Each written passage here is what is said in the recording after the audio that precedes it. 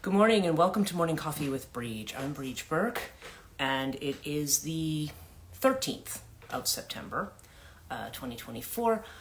I am, I'm a minute late this morning. Good morning, Alex. I was sidetracked by something on my phone. Good morning, Joanne. Oh, good morning, you're up. I know. I was like, I woke up this morning. I was like, oh my gosh, I've had like 5 hours of sleep. I woke up and I'm realizing I was just looking at something on my, and then all of a sudden I was like, it's 7 o'clock and I'm not even set up for the live stream. So I did this really, really fast. I must be getting good at this. Although I could use a refill on my coffee, and it's oh well. not gonna stop and do that right now. So anyway, yeah, it's okay. Today's very beautiful. It's good morning, Pat. It's a gorgeous morning here. Probably, I think it's supposed to be just a little bit more humid, but and next week looks like it might be cloudy a lot of the week.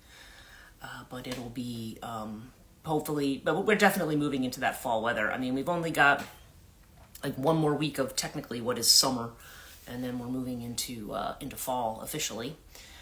I woke up this morning. I was a bit disgruntled. That was part of the thing because I get my messages from my bank when things are deposited, and I got my deposit from the university, and they've only paid me for one class instead of two, which means somebody at the university did not submit my contract materials to the system. Only one department did that. So I'm just feeling a little miffed about that this morning because it means I've got to go in. Now I've got to take time out. I've got podcasts and stuff to record today. Good morning, Suda. And I got to go in. I got to look at I got to look at who didn't pay, basically who didn't. I got to go into Workday and say, okay, who submitted the contract?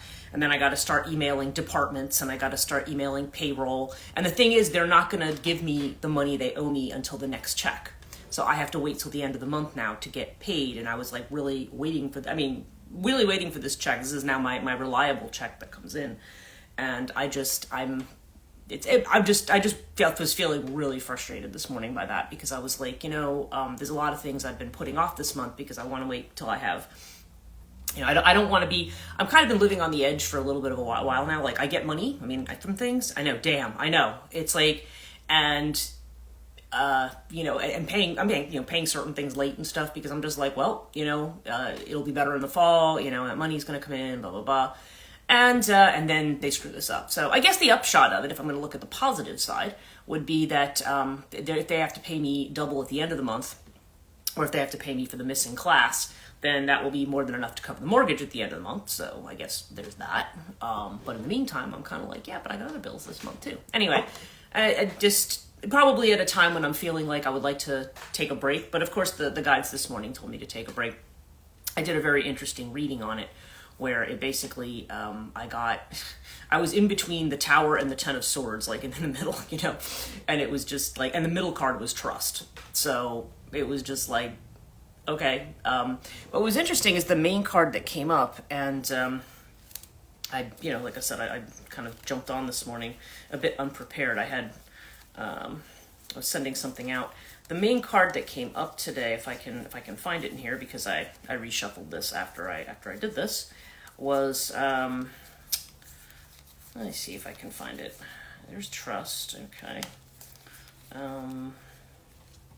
But I pulled it out. I know I pulled it out of the other deck, but I didn't pull it out of this one. Oh, here it is. Yeah. I think that's they do that if you. Yeah, if you owe them, different story. Oh yeah, they would take it right out of my account if I owed them money, if they'd made a mistake the other way. Oh yeah, you bet. Although, I guess to be fair to them, when that's the rare times that's happened, they've taken it out of the next check, so, but still. Yeah, Totality. This is the card that I got. This was the advice card. And it was interesting because I looked, there's now obviously, this is the Five of Wands, and I did another reading with Rider Waite, and I got this card. So I got it in two different places. So I thought, okay, that's kind of significant. So just before I read about this, just really quick, before I don't want to forget and derail too much, but we did the podcast. I did Joanne's podcast, Joanne and Jim's podcast last night, which was really great. And then we talked for like another hour after the live stream was over, or at least another half an hour. I don't know. I forget how long it was, but that was fun. We had a really great conversation last night. And Pat, I saw that you were on there. Like I said, I was actually on it from StreamYard. So, and I don't know what happened with Facebook. Something happened with Facebook where I think you guys said it came up as, you tried to start the live stream and they took it down as spam or something like that. I was like, well, that's not a very good omen, is it? But, but I saw there were 56 comments. So there seems to have been a lot of people who were looking at it. And, it will be on YouTube also for people who, can't get it the other way, or if there's nothing. There is a recording that I know was on Facebook this morning, which I shared. But it was an interesting conversation. Mine was on. Okay, yeah, it was. So if people want to go back and rewatch it, and it would be good anyway, because then that gives that goes back and that gives Joanne's channel a boost and everything as well. You had 300 views on my page. Whoa, nice. Good morning, Jenny. So we were just talking about last night's podcast live stream, and so that went really well. And hopefully that means hopefully that's going to draw some people into the school, because that was what I was there. But that's what I was talking about. We talked about a lot of other stuff too. We was kind of go around to a lot of topics around the feminine and around women and empowerment, and talking about different deities, different things. Different conceptions in the pagan community. This is actually be the interesting subject of a podcast, is the idea of dark and light. Good morning. I could only join on YouTube last night. It was great. Oh, good. I'm glad you were on, Jen. Yeah, I know. There was a problem. That's what we were saying. There was something, like, I think when Jim tried to start the live stream on Facebook, it was trying to say it was spam or something. That's what we were talking about. It was weird. But apparently, I guess Joanne said it was on her side. I don't know. Any case, because I sent the invite, but for some reason, it just didn't. It seems like there was some issues with some people on Facebook, so I'm glad you caught it on YouTube. So one of the subjects that I think I want to talk about in the future, whether it be here over on the Katonia live stream, has to do with dark and light, particularly when people are talking about magical work, because that was a kind of a thing that had come up. It went fine on my page if anyone wants to watch. Okay, yes, and I saw it, and I think I shared it from your page, Joanne. So on the Katonia page. So everybody, if people want to watch it there, if they missed it last night. But I had, the whole subject of dark and light and the idea of, especially in like the what we think of as the witchcraft community, because there's a lot of people who get into the witchcraft community because they're not satisfied with conventional religion. They're looking for some kind of they may go into goddess worship because they're looking for some kind of feminine empowerment. And what they basically end up doing, and I think Joanne, you said that's going to be the subject of your guest next week, is that I think he calls it the Judeo-Christian egregore, but it's just like there's this templating of the way that people did things, whatever religion they were raised with, kind of templating that. Freaking great show, and that's a topic for next time you're on. Yes, and they're kind of templating and just putting it on. So in other words, they're trying to practice paganism like it's Christianity, or and trying to follow the same thing, thinking there's dogmas, thinking there's rules, and there has to be, like this whole thing, this whole very Roman kind of thing that people tend to do because they don't know, because that's why I've often talked a lot about, well, that's not how ancient religions were practiced. That's not the nature of the relationship. And even in more, not necessarily in negative ways, even thinking something like, okay, I've done devotions to this god, and I don't want them to be jealous if I do devotions to another god. I'm like, well, you're talking about the jealous god of the Bible. That has nothing to do with these other gods, Christina Marvel and the Judeo-Christian egregore and paganism, etc. Okay. No. And, that's right. And that's another way to talk about it. But it's a very interesting topic, the way that people see dark and light, and the way a lot of people think that if they join a religion like witchcraft, that they're saying like, oh, well, now I'm a dark person, and it's like, that's not. It's kind of, and also, dark ends up becoming like this metaphor for evil and spooky, and it's like, well, no, that's missing the point, really. When we talk about what's dark, we're talking about what's been hidden and what's being brought to light. you know, and what in us, you know, maybe has been disowned that maybe needs to be reclaimed. You know, that's what's in darkness. It's a thing. Yes, I still fall into those pitfalls with Greco-Egyptian. I put the Catholic lenses on. And honestly, to be fair to people though who do, I mean, to be totally fair, when people do that, it's because you are, I mean, that's the context that you have. When somebody talks about religion and worship, that's the context you have. It's not like you were raised in the other context. So it's something that has to be like over time that you kind of let go of. So good morning, Melissa. And I saw Melissa kind of join towards the end last night. And, so sorry, apologies about that. Yeah, conditioning. There's people, it's the conditioning of doing things the way that you grew up. And so when you're told to approach the gods, you're going to approach the gods the way you were taught, whatever that was for you. Whatever that was is how you're going to approach it. And you know, it's very, so again, if you grew up in what, I mean, I know even in scholarship, they hate the term Judeo-Christian, but nonetheless, we understand what's meant by that. I'll have to check out the replay from last night. Yeah, it was really quite good. And actually, I can post it to YouTube today because, I'm sorry, to my story today, so I can put the link in so people can rewatch it. It really did turn out to be a good conversation. We talked for about an hour and a half. And although one of the things with StreamYard with me on Chrome is that it always kind of slows down. I watched the whole podcast from the beginning and it was great. Oh, okay, so you had just checked in at the end. Awesome. Okay, good. I'm glad that you were able to check in, because I remember I saw the comment sort of at the end, but it was like right at the end, and I thought, oh, I wonder if Melissa just joined. So good. So I'm glad you got to see the whole thing. Yeah, I thought it's just the StreamYard slows down, and so I always do that kind of slow thing, like where my gestures and everything are not caught up with my voice, and I always hate when that happens. But I mean, you could still hear my voice clearly, so I mean, the message is there, but I just feel like it's, oh, excellent. Yeah. So it's, yeah. Well, my early years were in the Middle East. We're considered pagans as non-Judeo-Christians. Yeah, exactly. Like, well, that's it. And, it's really interesting with Hinduism, because that's something that when I try to explain that to students, like actually this is my next lecture next week at Montclair, is what I told the concept of deity or of a god. And it's amazing how many people don't understand, because people are in the context where they say, oh, okay, well, I was raised to believe in one god. Okay, now Hinduism technically is what you would call, there's a monism to it, because even though there's, I think what somebody had once claimed, there was one claim that there were 300 million gods in Hinduism, which might be an exaggeration, maybe not, I don't know, but that people kind of said, well, how can you possibly worship that many gods? And it's like, because the concept isn't the same. We're not talking, I mean, all those gods are part of one reality, right? They're part of one structure. So, you know, this idea of Brahman, or even the idea of Atman, there's one concept here. But these are just sort of different facets or different components of it.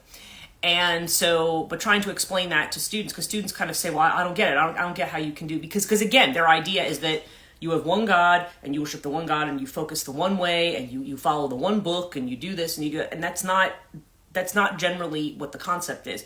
The Christian God is one that is transcendent and far away. It's like not really connected to earth. It's sort of like this is an area created, like Alan Watts said, it's the ceramic model. You know, you took clay and you made, it was made. And so, but in the models that you see with Hinduism and Buddhism, and although Buddhism is technically atheistic, really, I mean, because all of those bodhisattvas and so forth are not technically gods, although people do honor them in that way. And of course, there's in Hinduism, the idea is that God is immanent. God is here. I mean, and God's in everything, in every person. That's why you say Namah Shivaya to people. I bow to Shiva, because each person is Shiva, so to speak. And that's the way that it's seen. You know, the gods are here. Everything is it's here. This is part of our world. I mean, it may be part of some other world, but also if you think of the heaven of the gods, that's not like when we say we die and go to heaven. In Hinduism, you don't go to heaven with the gods unless you're reincarnated as a god, I guess. But it's just that's not what one's aiming for. One's aiming to be liberated, to be off the wheel of being born as anything. Yes, and namaste. Yes, namaste is another version of that. That's another version. I bow to the God in you. So it's So it's really, and that's it. That's why sometimes you will see like anybody went to Amma's program, the Pada Puja that they do. And I heard a girl behind me going, "Oh, I mean, do they like worship her or something?" I mean, and I'm like, it's like, oh God, but it's like, well, no, because they're honoring her as an expression of deity. But the thing is, you could go into somebody's house and they might do that for you. I mean, it's not just the guru is obviously honored as an expression of the divine, but other people, but regular people are an expression of the divine too. It's not just the guru. So, anyway. But yeah, it's a different concept, and yeah, so that's a topic I do want to talk about, and the idea that, certain people, it's almost like a cosplay of being goth or whatever, and it's like, and that's fine. Listen, I have nothing against anybody being goth. I was goth for many years, and probably something about my mentality is probably still rather goth, but which is odd because Christianity says the temple is within, and Kabbalah says God is everything. Well, and again, that's a matter of what the religion actually says versus what the cultural conception of it is, or how people were raised. I mean, with it, and I just know, having gone to, well, we didn't call it Sunday school in Catholicism; they call it CCD. It's like catechism, but it's the idea where you learn the doctrine. And yeah, a lot of times the mystical doctrines, or the ones that are more internal, are the ones like even Kabbalah is mysticism. We were all told to stay away from mysticism because it was either just going to confuse us, or we weren't the type of people who should engage in it. That was only for special people, which is, like I said, weirdly what the early church fathers who railed against the Gnostics, that's what they railed against. Like, you make it like this is a religion for everybody, not just for select people. Everybody's entitled to this wisdom. But then now the way they practice it is CCD. I drove them nuts. Yeah, I taught CCD actually years ago too, which might surprise no. It's either going to really surprise you or not surprise you at all. Right, it's all the same. Yeah, it's just it's just really interesting how those kind of concepts about that. But anyway. Yeah, it was a great conversation, and that is something I want to delve into a little bit more, is the light dark thing, because part of the reason my podcast is of the dark feminine is not because I'm trying to be scary and spooky. It's the dark feminine because it's like, this is the aspects of the feminine that we're not looking at, that we're trying to uncover, that are really important to us, not only being whole, but they're important to us being understanding, actually being happy, like just actually being able to find peace. You're not making peace with the whole part of thing. You're treating something like it's an enemy, but it's not. It's actually an inherent part of you that serves a really good purpose. In darkness of the world, for me, embracing the darkness of the world, like the period. Yeah. Goth is kind of an aesthetic, right? It's a way. It's a way that people look or dress, or it's a type. In literature, it has to do with this kind of things that are on the edge. Like I said, I love goth stuff. I am not in any way, but I think for some people, to say that they're witchy may be an extension of that statement, which again is also fine. There's nothing wrong with people doing that, but sometimes people mistake what they kind of, I don't know. There can be a mistaking of what. To assume that witchcraft is necessarily a goth thing, I guess maybe is the best way to put it. Not all witches are goths, not all goths are witches. You know what I mean? It's kind of like that kind of thing. So it kills me in my studies. I found the messages the same. The Romantic period. Yeah, there's definitely that period. Yes, that period of time where, my friend actually created a role-playing game that's all centered around that time period. Oh gosh, what's it called? I have the books downstairs because I edited them for him for his role playing, his RPG. It's my friend's husband, and A Ghastly Affair. That's what it's called. That was it. And it's a really interesting kind of an RPG. Yeah. But definitely that period of time where you had the romantic, and the romantics were kind of like really out there. When you think of Byron and Shelley and even and all of them, they were just that particular period was pretty risque. But anyway, I'm so glad for everybody who joined us last night. And again, like I said, if you want to subscribe to Joanne's podcast, I mean, that would be great. Inside the Sacred Circle, her and Jim, and they do Joyful Empowerment is the one that they do. I think Thursdays is when you do Joyful Empowerment. Well, actually, no, we just did that Thursday. You have another schedule for that one, and forgive me because at the moment it's not coming into my head because I've been on that podcast too. But it's really, but yeah, there's a lot of great stuff, a lot of great topics that people talk about, and so so I'm glad people could watch it last night.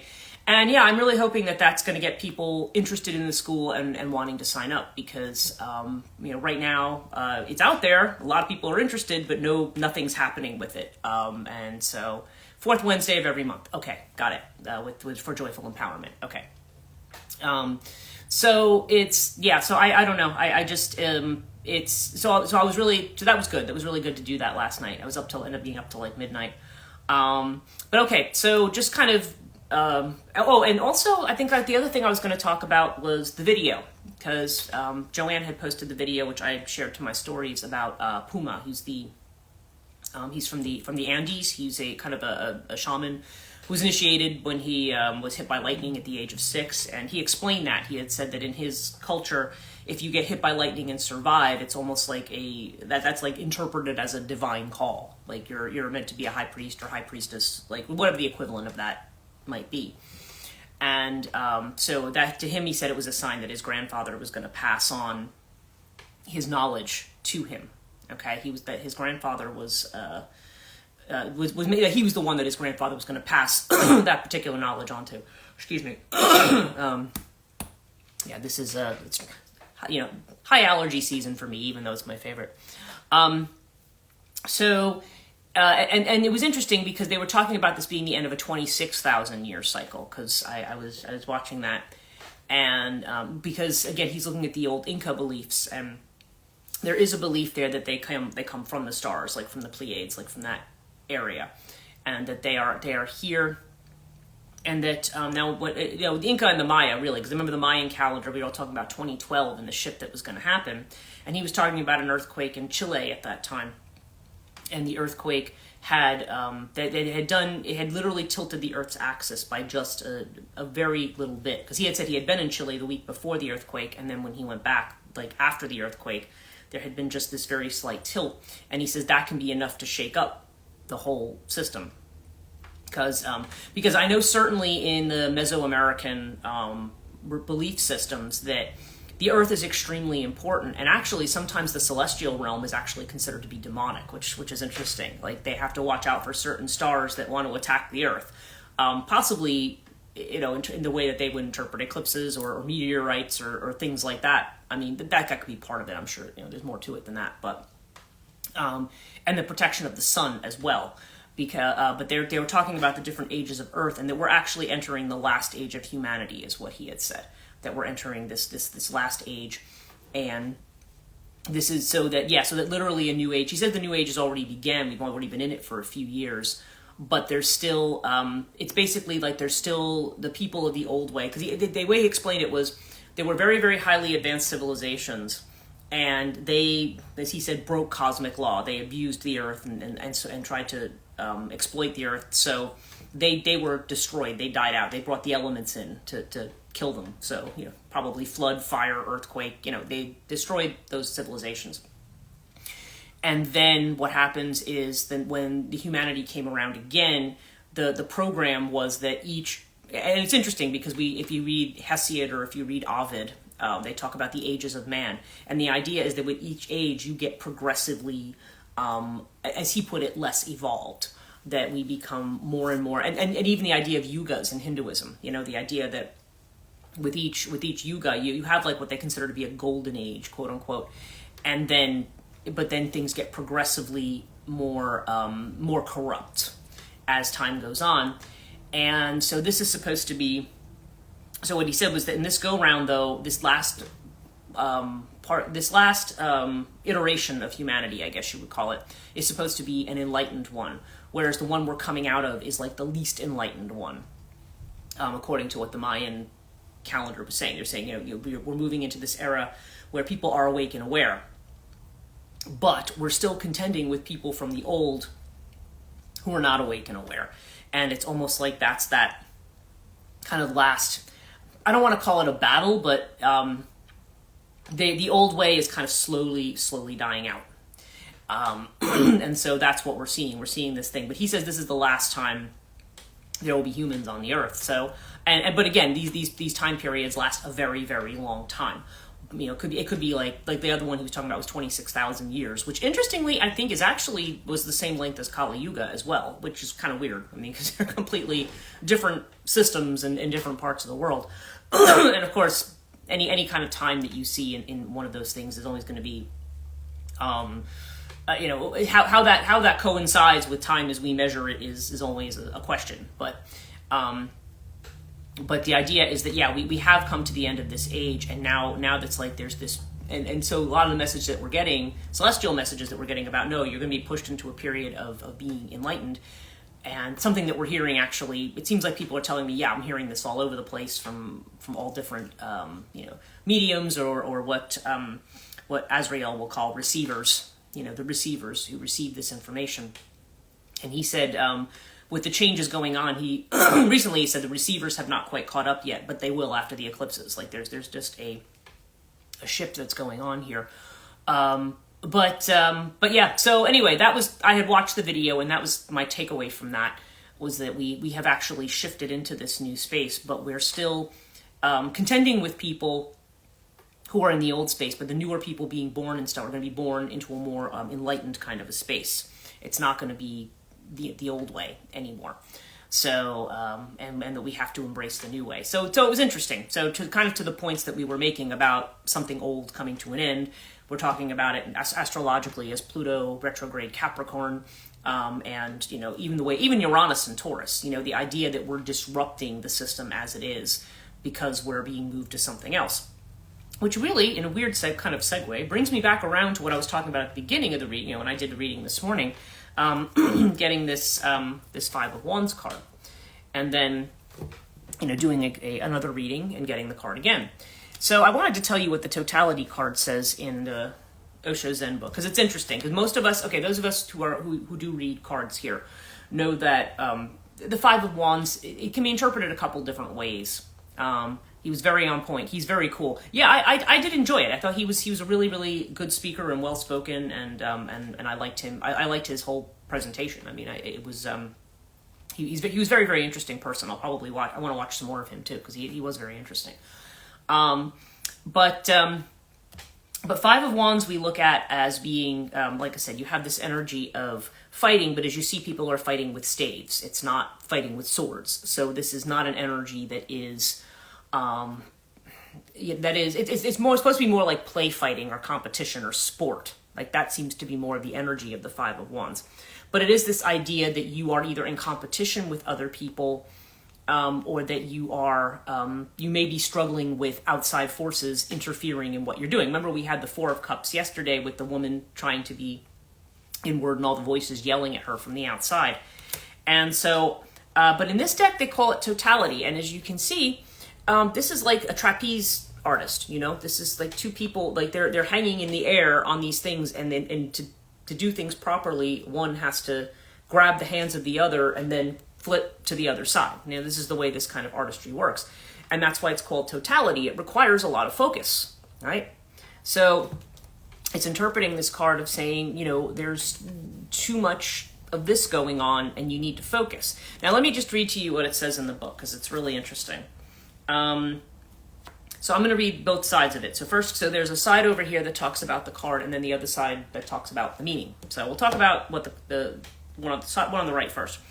Every moment there's a possibility to be total. Whatsoever you are doing, be absorbed in it so utterly that the mind thinks nothing. It's just there. It's just a presence. And more totality will be coming, and the taste of totality will make you more and more capable of being total. And try to see when you are not total. Those are the moments which have to be dropped slowly, slowly. When you are not total, whenever you are in the head, thinking, brooding, calculating, cunning, clever, you are not total. Slowly, slowly slip out of those moments. It's just an old habit. Habits die hard, but they die certainly. If one persists, they die. Okay. And that's something I've actually said about when people keep saying, oh, I keep doing the same thing over and over again. it's like you're acknowledging it, you just persist. And the more and more that you are in that space, and more tests of that you get, the less it has a hold on you. After a while, you let it die, because your brain that wants to do cause and effect, eventually after a while just sees, okay, you know what? There's no reason to play this game anymore, right? Okay, so let me tell you the meaning of the card.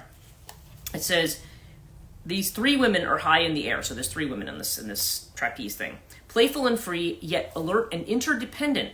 In a trapeze act, nobody can afford to be a little bit absent for even a split second. And it is the quality of total attentiveness to the moment at hand that is represented here. We may feel there are too many things to do at once, but get bogged down in trying to do a bit here, a bit there, instead of taking one task at a time and getting on with it. Or perhaps we think our task is boring, and because I need to lose my spot here. Because we've forgotten that it's not what you do, but how you do it that matters. Developing the knack of being total in responding to whatever comes, as it comes, is one of the greatest gifts you can give yourself. Taking one step through life at a time, giving each step your complete attention and energy, can bring a wondrous new vitality and creativity to all that you do. So, I thought that was an interesting message for today. Because, we've been talking a lot about the mind and how the mind gets caught up in things and how we get bogged down in things. And we say, well, how do you do things differently? Very simple. Do things one at a time. And it's not so much, because people will say, well, I can't just totally focus on one thing. I've got a lot of different irons in the fire, and I have to focus on all of them to some degree. But not all at the same time. Not all at the same time. You focus on the next thing. One step at a time, you focus on the next thing, and you give all of your attention to it. It kind of goes back to the Zen ideas about like chop wood, carry water, right? It's this idea that whatever you do it totally. One exercise that we used to be told was like, if you're out, like if I was downstairs washing the dishes, for instance, that you totally focus on washing the dishes. You don't wash the dishes and also be thinking about 20 other things that you need to do and have this on and that on and distraction. This is particularly hard for women. Yes, because and because women in particular, because oftentimes, I remember reading an article about that, and I think I was thinking about it recently, where, a woman will think, okay, I have to go get this thing, but they stop and they go, oh no, wait, I need to go put that thing away. Oh no, wait, I need to do this. Oh yeah, that's right. And so we kind of get distracted in 20 million different places. And they said that is a tendency that women have, because as we were talking about on the podcast last night, a lot of times women are kind of expected to shoulder it all. They're expected to have like this mother energy where it's like, oh, okay, you can handle it all at the same time. It's funny that women are considered to be kind of second-class citizens in a patriarchal society, and yet the ability to kind of do 20 things at once is there. But it's saying, try to slow down and not do 20 things. You're saying my father is right. Okay.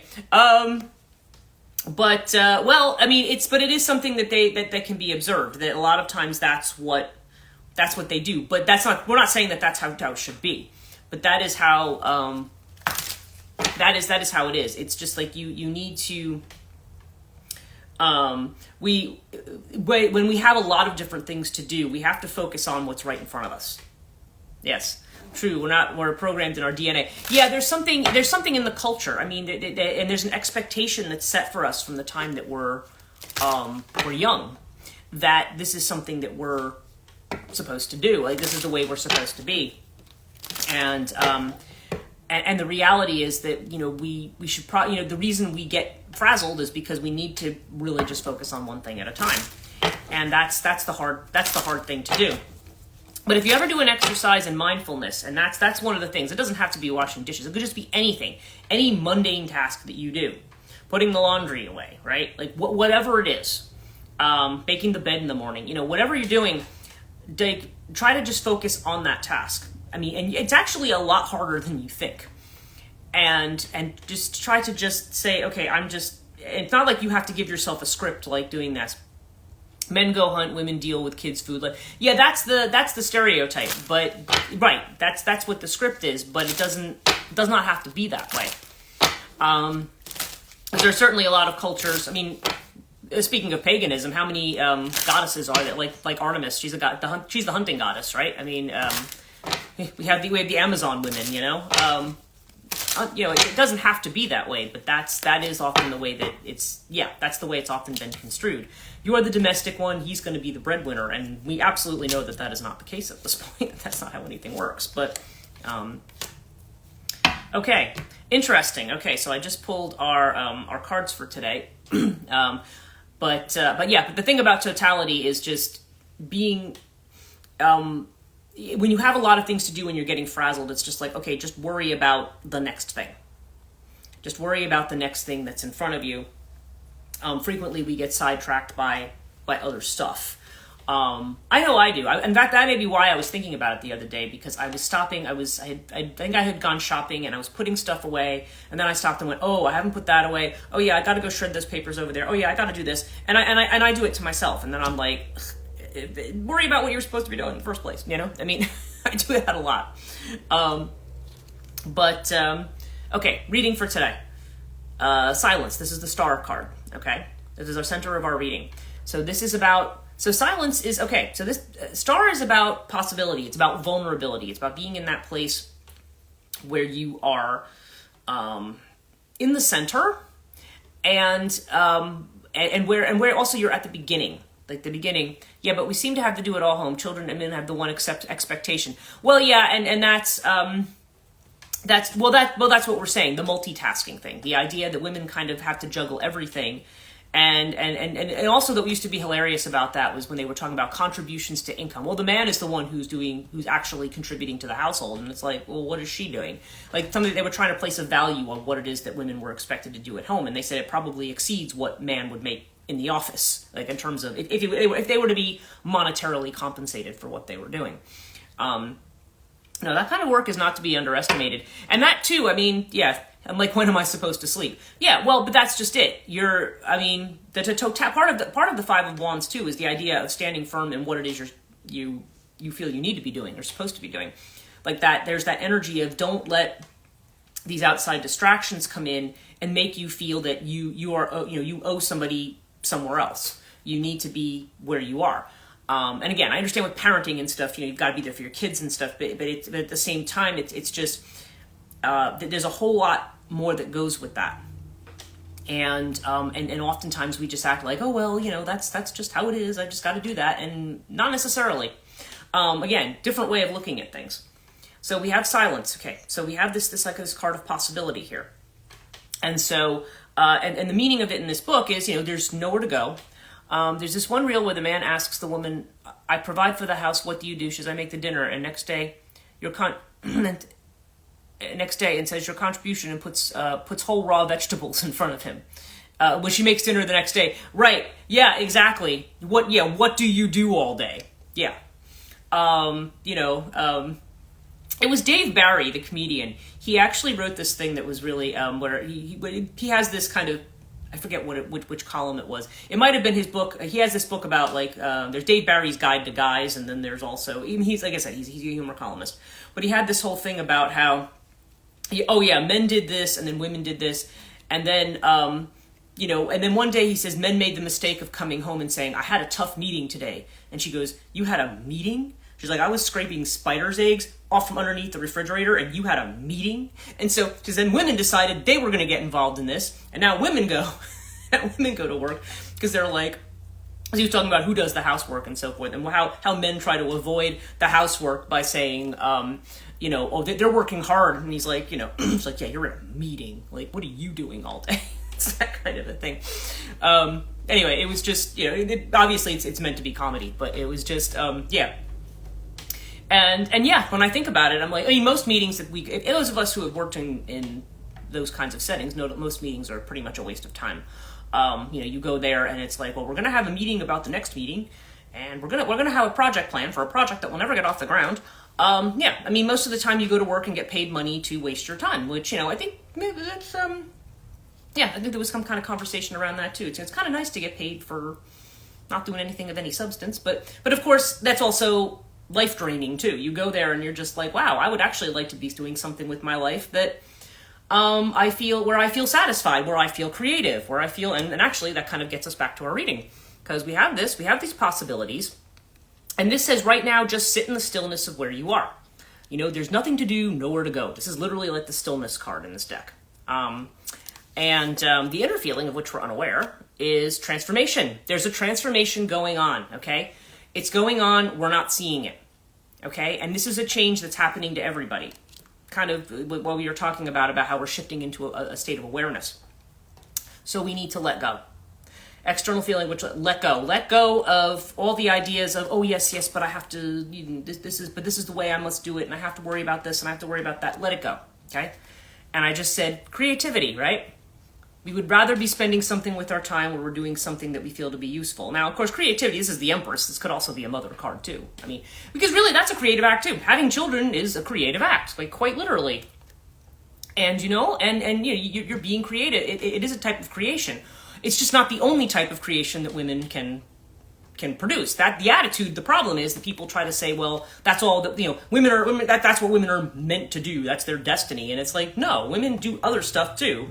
Some people don't choose to have children, but that is also, yes, a very important creative act as well. So, but whatever our creativity is, whatever it is we want to contribute, it's that 10th house energy, which is what is your legacy? What is your claim to immortality, so to speak, in this world? What are you creating? Joanne says, okay, I actually went on strike in my house. They learned quickly what I do on top of work and school, etc. Yeah, exactly. You stop doing certain things for people. Yeah. And I remember when I was married, that was my husband ended up even though he did a lot of stuff around the house when he lived with his parents, he kind of had this expectation that I was going to do everything, and that, like I was, falling down on the job or something. I'm not, as people who know me know, when people turn around and try to say, well, you didn't do enough of this, and I don't have a response that's very nice and family friendly to those people. And there was a lot of FU to my spouse, when he started. We would go shopping together. We didn't have very much money. We would go shopping together. I would, and I would say, what is it you want to eat this week? And he would say, well, I want this, that. So we would get those things, and I would cook, and then he would go, I've decided I don't want that. I'm going out. We don't have any money for you to go out and get something else. But he would do this all the time. And finally I said, you know what? I am not cooking for you anymore. Done. We're done. I'm not doing it. Prove my point. They never asked the question I did, what do I do all day? Yeah, well, that's it. Wait till I'm not doing it, right? Wait till you have the absence, Okay, our outcome card for today is the dream, okay?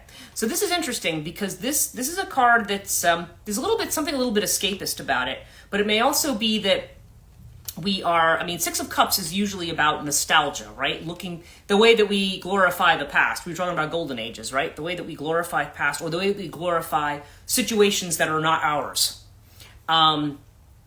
And I think part of it is just saying, you want to be in your own creativity. Let go of ideas of this idea up here. This is what I should be.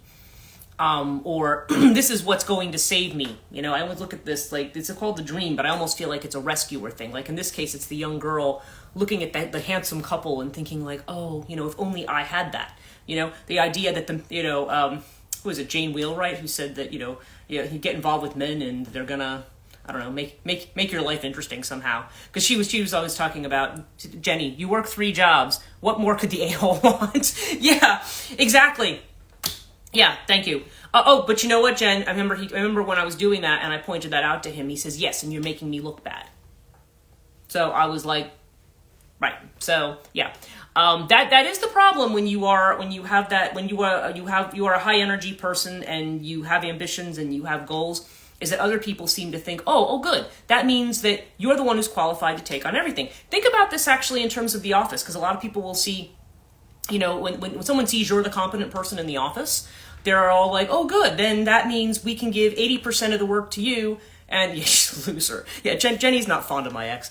And honestly, I'm just totally indifferent to him at this point. I haven't talked to him in over 10 years. But it's like, but it's yeah, but that's just kind of the idea of when you're at work and you see the one person who sits around and does nothing all day, and yet somehow you end up with your job and theirs because you're competent, you know? I'm sure all of us can relate to this on some level. And at my last job, I drew the line. I was just like, I said, you know what? Because some people were saying, oh, you could also do reference. You could do this. I said, no, it's not what I was hired to do. Not what I was hired to do. Sorry. People come in, they wanted tech support out. I'm like, no, tech services is actually about technical processing of books and electronic materials. Call university tech if you want tech support. And I would just be like, no, sorry. I just flat out refused to do it. And people came in because it became our job because, oh, you people all know so much about it. I have to constantly tell people I'm not their PDA. Yeah, and that's just it. And, I'm always willing to be helpful, but that's where you kind of draw the line. Yeah, there's people who just think that it's like I was having a conversation. I had a message the other night about this from somebody about people who take advantage, and it's just like no, I'm willing to do my part. I'm willing to help, but that doesn't mean I'm going to do your part too. So anyway, the idea that somebody's going to be kind of rescued here. So so I think it's kind of like dropping this idea that that we are that somebody else has it better, or there's something better, or that I don't know. I think the 6 also looks back to the past, where we think, oh, there was a past situation that's so much better than this one, and it's saying, drop that, be creative in the moment. Like you're in a new space. This is a space where you have a chance to create something new, and you're doing it with that awareness. So So anyway, interesting bunch of subjects today. Thank you guys so much for joining me, because we're at time, slightly over, and so like I said, I will post in my stories to Joanne's podcast from last night, Joanne and Jim's podcast, and that I was also on. This was very empowering today. Thank you, and thanks for coming inside the sacred circle. Oh, you're welcome, and thank you for inviting me. That was great. And like I said, no, don't say it's over. Well, like I said, we're fast approaching 8:00, and I do have a podcast to record today, and I do have to get on the phone with. You're what? Yeah, it was actually an interesting one. Yeah, I think it was a different kinds of topics here today. But I have to. For those who didn't join me at the beginning, I have to contact the university because I only got a paycheck for 1 class instead of 2. So I have to go straighten somebody out at the university about that, which probably won't be straightened out till next time. But anyway, So we'll move on and see what we come up with for tomorrow. But this has all been a very interesting last couple of days. And intuitive development is this weekend. Yes, thank you. And so anybody who wants to join, who's not already on the 10-week, we are going to be doing a class on Sunday.